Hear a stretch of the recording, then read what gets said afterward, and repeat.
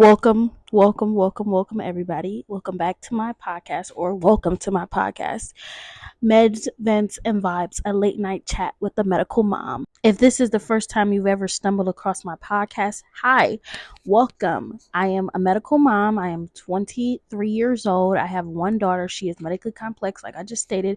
She has a trach, a vent, and a G tube, and she is perfect just the way she is. I created this podcast so I can talk to other moms and chit chat because I have no friends.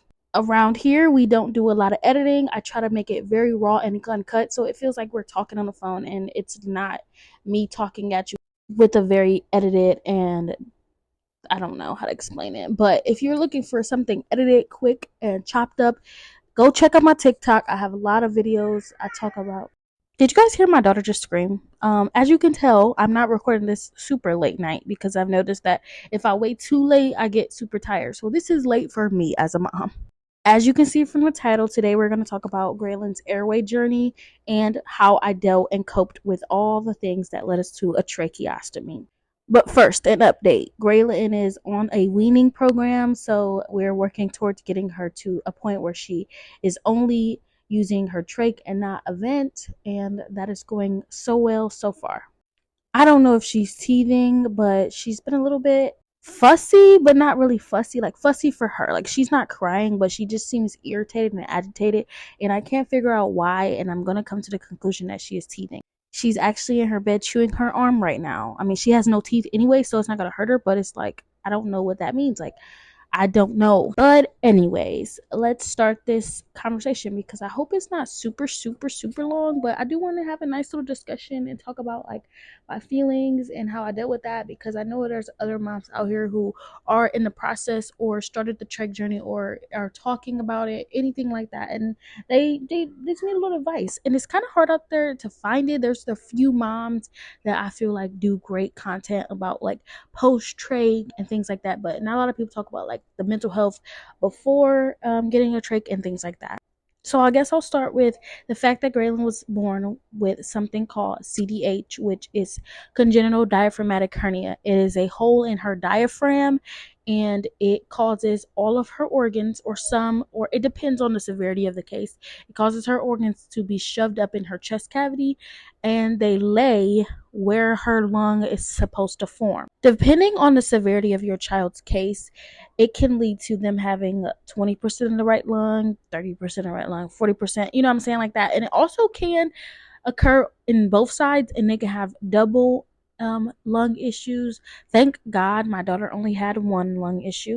My daughter actually only has about 40% function in her left lung. Her right lung was completely untouched, but again, 40% in her left lung. Along with that, my daughter also has a syndrome called Kleefstra syndrome. It's a missing part of your chromosome 9, and along with that is floppiness. There can be some floppiness as one of the symptoms of that.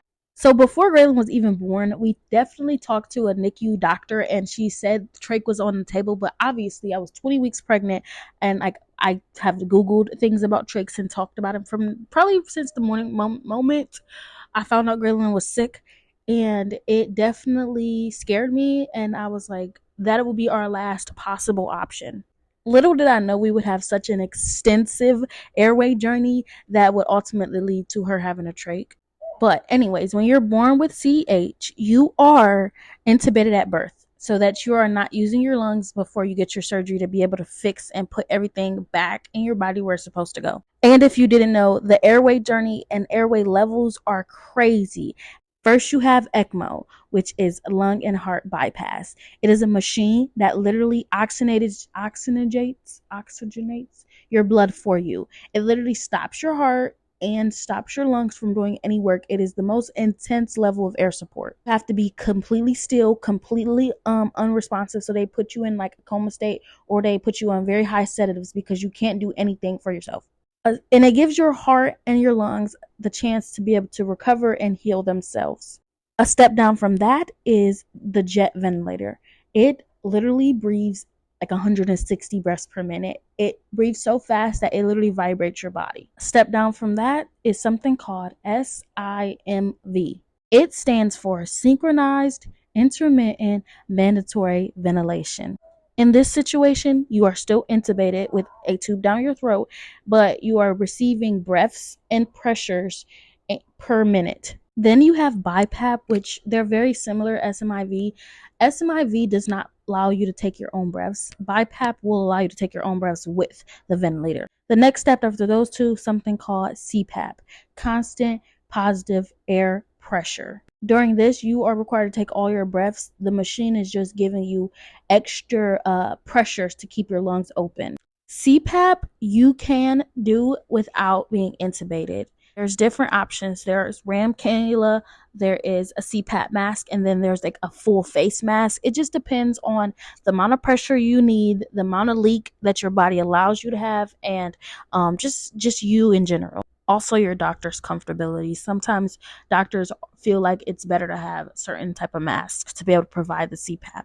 Stepping down from CPAP, we have something called high flow oxygen. It is just what it says. It's a higher flow of oxygen. It is typically around 6 to 2 liters of oxygen. It just depends. I know you can go higher than that, you can go lower than that, but usually if you go higher than that, the doctor wants you to be on something like CPAP or something because you're clearly needing more. And I've also seen it go lower.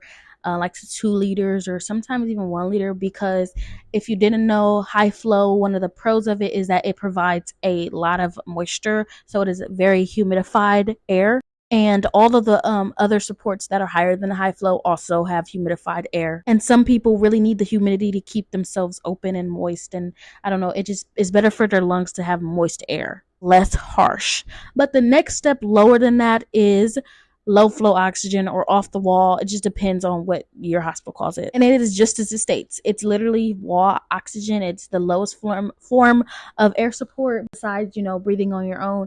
The only thing about it, it is not humidified. So there's no warm air. It's just straight air. Also, it is sometimes pure oxygen. It's not always a mix of different things. Again, I just want to preference this. I am not a respiratory therapist. I'm just a mom who has been through, I want to say, all of these except for ECMO. So I just have my own ideas, and I've talked to a bunch of doctors, a bunch of respiratory therapists about this because it pertained to my child, and I wanted to know as much as I could. So if I don't know every single thing, I am not a doctor. I didn't even hit on the fact that some of these can be provided without any oxygen support at all. Like you can just be breathing room air but need like the pressures of CPAP or like the breaths of SMIV or something like that. Like it's very complicated and complex. I just wanted to give you guys a rough level system of how it goes because it can be a little confusing if you don't have a child who has been through any of these supports.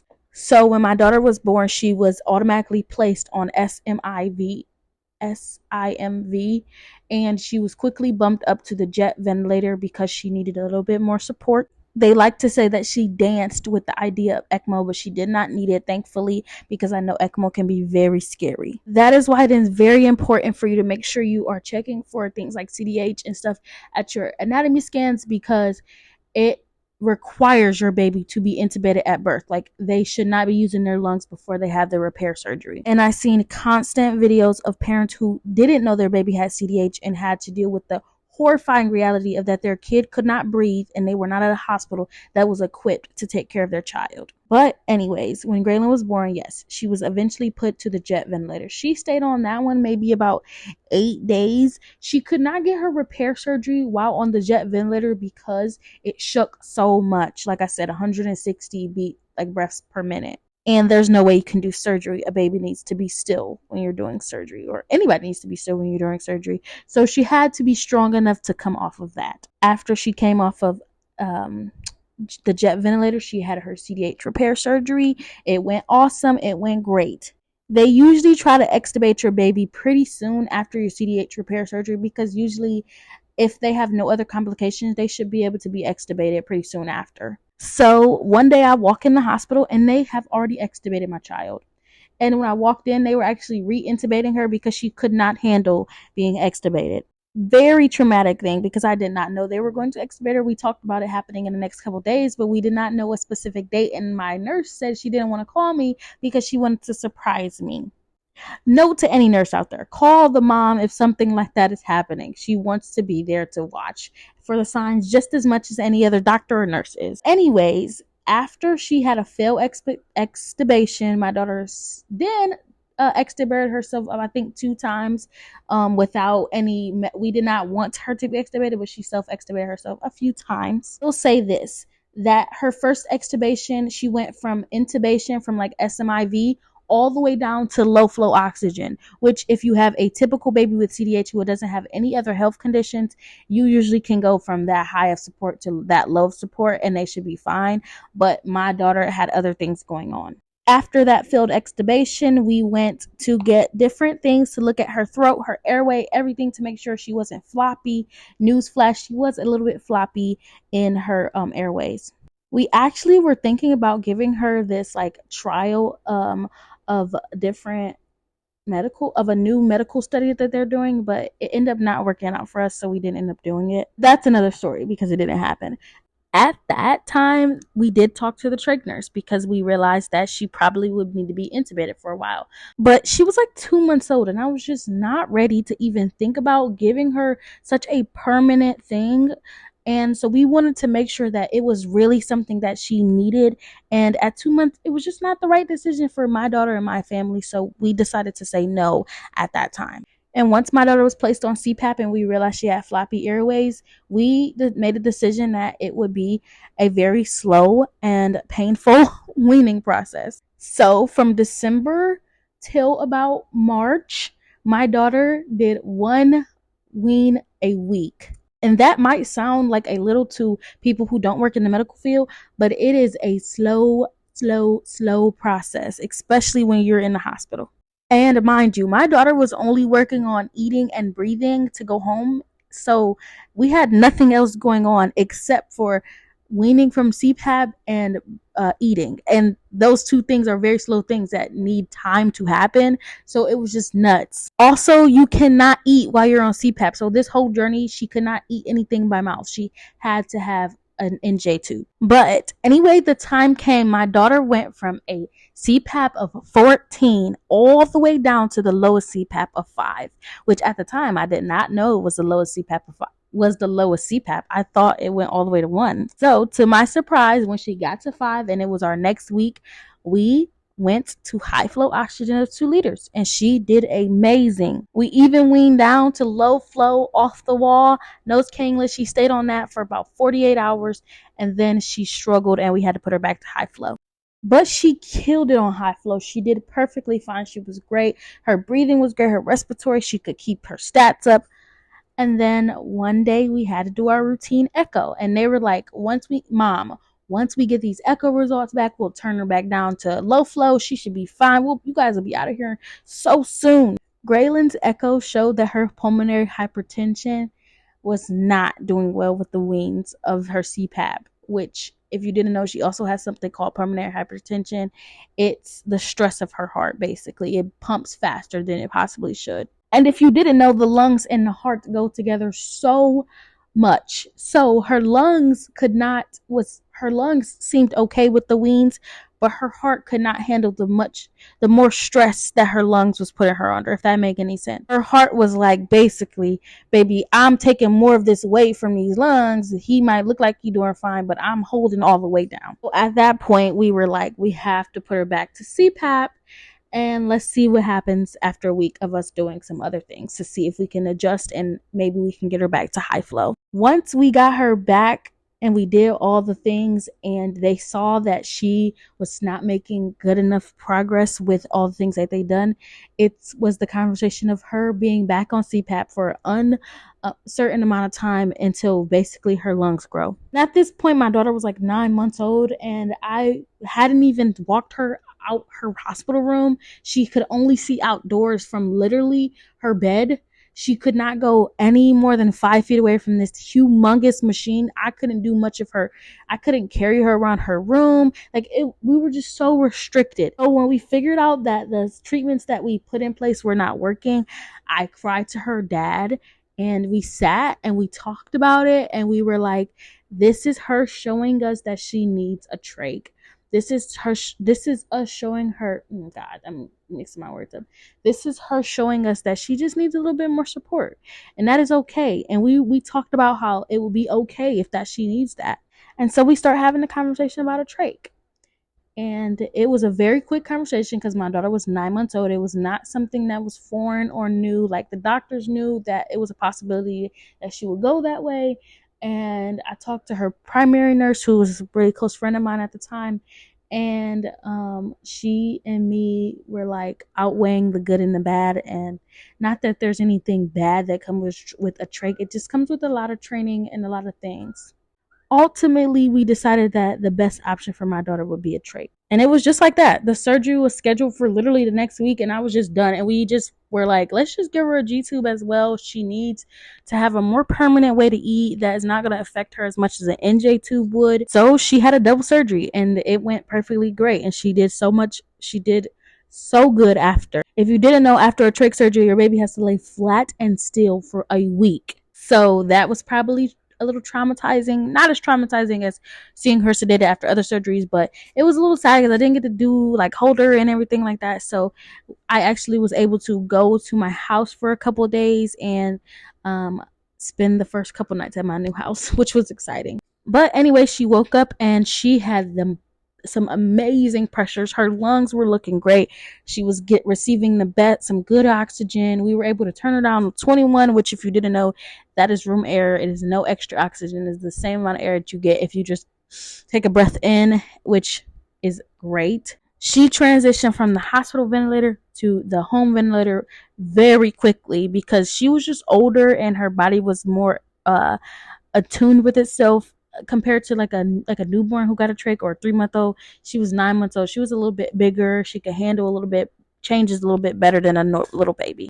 And then after she got switched over to the home vent, we moved up to the other floor where the stable vent kids were, and we did our training, and she went home.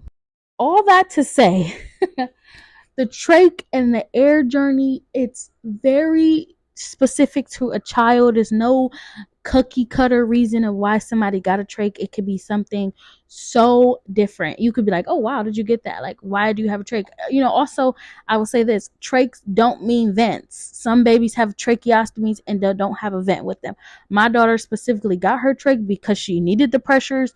Structurally, she's fine. Like, she could have if she could have the pressures without the trach, she would have the pressures without the trach. But you cannot take a ram cannula home. You have to have like CPAP. Like, if you want to do CPAP, you have to have like a tracheostomy, like if you want to do it out the hospital. So yeah, that's our journey with the tracheostomy and event. Like I said before, like, we're starting the weaning process, so eventually, which is crazy, my daughter will not have any air support at all, which makes me very nervous. I know that is so weird, like, for other people to concept, because like, it's like, why would you be nervous about her being able to breathe on her own and not needing like air support? But like, if you've always had air support, always, like my daughter, it's very little times where she has nothing, no air, no oxygen, nothing, and she's gonna be without anything. And like, I am trying to get myself in a place where I will like be comfortable and happy for her, but it's just causes me a lot of anxiety, which I'm very happy for her. I'm very happy for her to be able to enjoy the world, not only with the trach, but when we get to the point where she doesn't need the trach, I'm very excited for her to be able to do all the few little things that we cannot do with the trach. Because contrary to belief, you can do almost every single thing with the trach and event that you could do,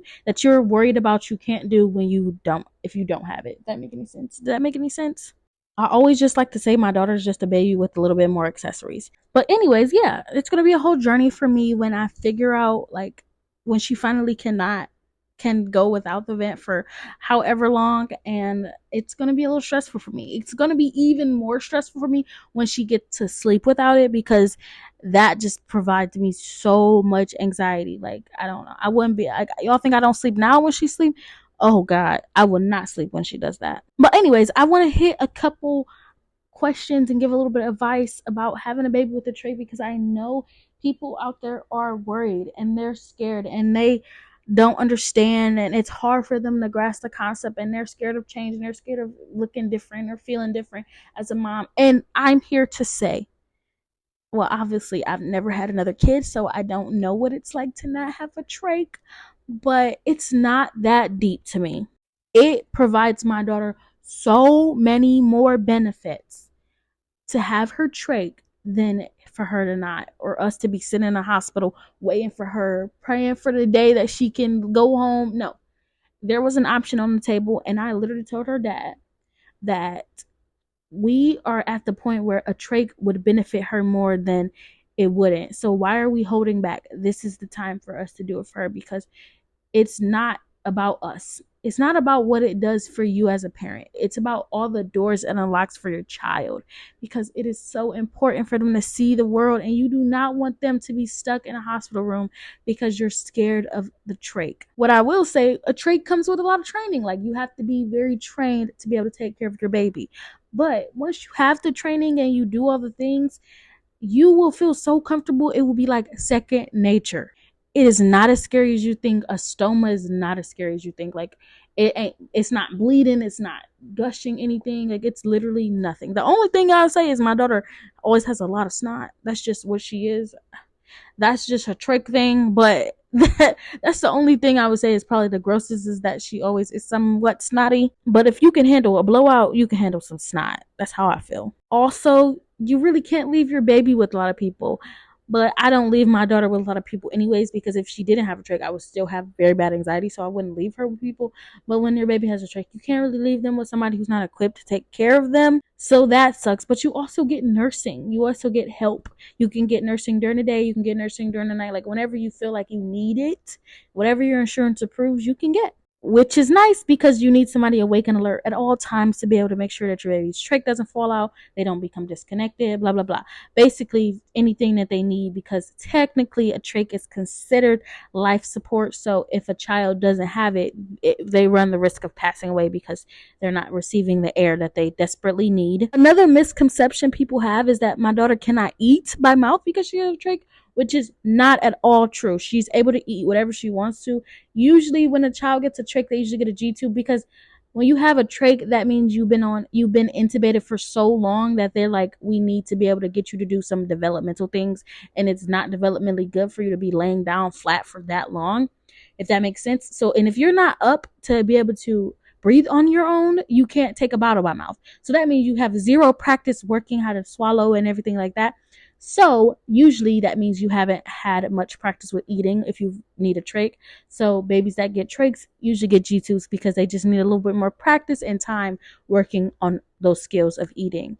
Or they might have an oral version or something like that, or aspirating into their lungs. But what I'm saying is, eating and trachs do not correlate. Like, they can correlate in ways, like I can understand why more babies that have trachs have G-tubes, but it's not always like a guarantee that your baby needs a G-tube if they get a trach. Also, and you can feed your baby. As long as your doctor approves it and your baby has passed swallow studies and things like that, you can feed your baby with the trach. Do not be scared. A trach and a vent. Also, this whole video I've been talking about trach. When I say trach, I mean trach and vent. My daughter has them together, but a lot of people just have one or the, I mean, you can't have the other, but you have one, just a trach, or you can have a trach and a vent. My daughter has both. So when I'm talking, most of the time I'm talking about them combined as one. Another thing is people thinking like my daughter can't go in water. She can take a bath and she can get like her trach dirty, like she can spill water on her or something. She should not be submerged underneath the water because the trach is a direct line to her lungs. But my daughter's only 13 months anyway, so I don't see myself dunking her or putting her underwater anytime soon, so I'm not really concerned about that. Also, for a lot of people, trachs are very temporary. If for a lot of times for a baby or for an adult, it's just a temporary way to give you a permanent airway so that you don't have to be intubated and stuck in a hospital, because trachs can leave the hospital. Intubation cannot. Also, trachs allow for you to be awake while you are receiving intubation support. Like, you can get SIMV or CPAP or BiPAP with a trach without having to be put to sleep to be able to do that. Because, as I stated, with all the levels of support, the only ones that you can take outside of the hospital are off the wall oxygen and trach. Those are the only ones that can go at the hospital. Jet can't go. ECMO definitely can't go. High flow can't go. Like, you have to be either the lowest amount of support or a tracheostomy. So how did I deal with this mentally? Mentally, I actually by the time that Graylin needed the trach and it was like our only option, I was mentally ready for it because I was fatigued of being in the hospital. I was so tired of the slow weans. I was so sick of like the pain that it caused me and the amount of stress I felt like she was under, the amount of pressure I felt like she was under. I couldn't never let her, I felt like I wasn't giving her enough time and space because I was so ready for her to get out the hospital that I wanted her to just grow so fast. And when she got the trach, I literally, if Graylin needed to be wait till be weaned until she was 4 years old, I would be like, okay, that's fine. At least we're home. Like, we are home. We can do everything else. Like, I don't know. Right now, she's not crawling or walking or anything, but I know once she starts crawling, it's going to be like, girl, I'm going to have to be chasing her with this vent. But for the time being, my daughter does not do anything in her life that her trach inhibits her to do. So I feel like if the doctor told us that she needed it for the rest of her life, I would say as long as we're not in the hospital, because I was at that point because she just needed to see more. We needed to go outside. We needed to be able to go on a walk. I needed to be able to parent my child without another person staring at me. Not that the nurse was doing anything or the doctors, but it's just different when you're in a hospital parenting your kid and not at home. We can establish routines. We have a life. We do things. We get to see the outdoors. We get to experience things. And she didn't get to experience anything in her first year of life. So finally, after this major surgery or minor surgery, this small thing, I feel like she was able to do everything. And I'm so happy that I just let my own feelings get out of my head and just did it for her. And after that, I became like super like hyper focused on making sure I was taking care of her, making sure she did not make sure she got to do everything that everybody else got to do, and making sure that she was happy. So after she got her trach, she was able to eat for the first time. She was able to taste some food. She was able to get on the floor with the physical therapist, like go on a walk, go outside. Like, we had a birthday party for her. Like, I feel like trach opened her life up. Like, she just exploded, and like now she's just like, oh my god. When she was first born, she was working on breathing so hard that like she was not able to be a baby. I feel like I finally, like, I see my daughter blossom. Like, she became her, and it just makes me so emotional because at first I would beat myself up because I would say, like, at 3 months old I could have gave her a trach and we could have been home way before we were. But it just wasn't written in the cards for her. Like, that was just not the right choice at the right moment, and I gave her so much time to prove herself. And she said, Mom, I need a little bit of help, and that is okay. We supported her through everything. I made sure that she was fine. She was never hurting. She just wasn't going outside or anything like that. She was never hurting without the trach. But I had to let that go. I had to let the fact that I didn't give it to her at 2 months go, because it doesn't do anything now. Like, the past is the past. She's doing perfectly fine now. She's doing amazing. We're like getting to the point where we're talking about like having an hour off the vent a day. Like, it's just nuts. Like, I wish I could hug myself a year ago today, because I did not know anything that I know now, and I would have prepared myself. Because if I could tell myself something last year at this time, I would say, you got a long road ahead of you, sister. Like, girl, she not going home for Halloween. Like, you gonna be there. But I think I'm gonna end it here. I love you guys so much. If you stay tuned, like, this episode, I feel like nobody asked for, because nobody really asked for any of my episodes, but I appreciate people listening, and I know that people are interested in trachs and different things like that. And just know, you can always ask. It's a way to ask things, never impolite. I feel like if I feel like it's mean, you might get a mean response back to me, especially when it's about my child. And trach does not mean quality of life is bad. I just should say that. Her trach does not mean her quality of life is bad. It literally, they have nothing to do with it, anything. But if you have, stay tuned to the end of this podcast, whether you're listening to it on Spotify or listening to it on YouTube. Let me know down in the comments if you enjoyed this episode, and make sure you follow. And once we get to 250, I said YouTube followers, and then I think I said 100 Spotify, I will do a video version of this so that you guys can see what I'm looking like, and I feel like it'll be a little bit more engaging. But I love you guys, and I can't wait to talk to you guys next week.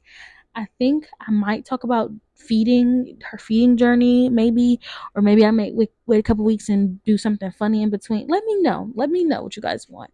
But yeah, I love you guys so much, and bye bye. I'll see you guys later. Make sure you check out my other socials down below if you want to see daily videos of me. Bye bye.